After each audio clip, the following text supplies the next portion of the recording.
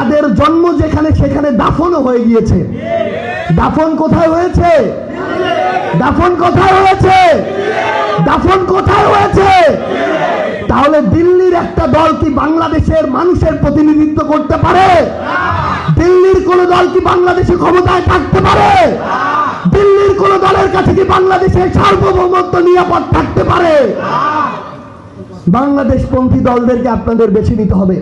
সবচেয়ে লজ্জাজনক পরিণতি তার হয়েছে, সে শুধু নিজে ধ্বংস হয় নাই, তার দলটাকে ধ্বংস করে দিয়েছে। আমরা আহ্বান করব, আমাদের প্রশাসনের যেই যে বাহিনীতে আপনারা থাকেন, আপনারা দেশের বাহিনী হয়ে উঠুন, জনগণের বাহিনী হয়ে উঠুন। এক সরকার আজকে আছে, কালকে নাই, কিন্তু দেশ থাকবে, জনগণ থাকবে। আপনারা সার্বভৌমত্বের প্রতীক হয়ে উঠুন। বাংলাদেশ নামক এই রাষ্ট্রটার সর্বাবস্থায় আপনারা সশস্ত্র একটা ফোর্স হয়ে উঠুন। আপনারা থাকবেন, দেশ থাকবে, কিন্তু যারা কালপ্রিট আপনাদেরকে অপব্যবহার করার চেষ্টা করবে, তাদের ওই পতন এই বাংলাদেশে হবেই হবে ইনশাআল্লাহ। ওই বিএনপির সমালোচনাতেও গেলাম না।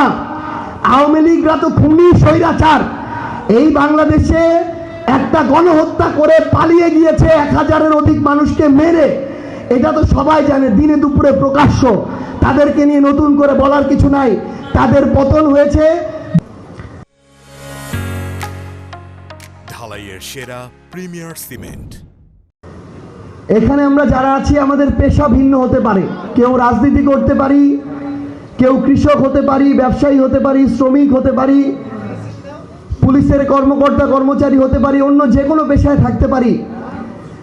কিন্তু একটা জিনিস নিজের বিবেকবোধের জায়গা দিয়ে চিন্তা করে দেখেন, যে আপনি আপনার এই পেশাটা বাদ দিয়ে যখন নিজেকে একজন সাধারণ মানুষ মনে করেন, মানুষ হিসেবে দেখেন, প্রত্যেক দিন আপনি, আপনার পরিবার, আপনার সন্তান, আপনার আত্মীয় স্বজন বাংলাদেশের যে কয়েকটা সিস্টেম ফেস করেন, প্রত্যেকটা জায়গায় আপনি আপনার মন মতো কোনো সুযোগ সুবিধা পান না। আপনি দেখবেন প্রত্যেকটা জায়গায় আপনার দালাল ধরতে হয়, আপনার টাকা দিতে হয়, প্রত্যেকটা জায়গায় আপনার একে ওকে দিয়ে ফোন দেওয়াইতে হয়, রাজনৈতিক লবিং করতে হয়। এটা তো একটা বাংলাদেশ হইতে পারে না। এটা তো একটা স্বাধীন সার্বভৌম জনগণের কল্যাণ রাষ্ট্র হইতে পারে না। আজকে আমি প্রশাসনে আছি দেখে আমি ফোন দিয়ে একটা সুবিধা নিয়ে নিলাম। আমি কয়টা ফোন দিব? আমার ব্যক্তিত্ব থাকলে তো আমি ফোন দিয়ে কাজ করাবো না। আমার ব্যক্তিত্ব থাকলে আমি ওই সিস্টেমটা ঠিক করাবো। আজকে আমি রাজনীতি করি, আমার একটা ফোনে কাজ হবে দেখে আমি ফোন দিয়ে কাজটা করাই নিলাম, আর আমার হাজার হাজার সাধারণ মানুষ ওই জায়গায় মাথা ঠুকে মরে, তার কাজ হয় না। এটা তো একটা দেশ হইতে পারে না।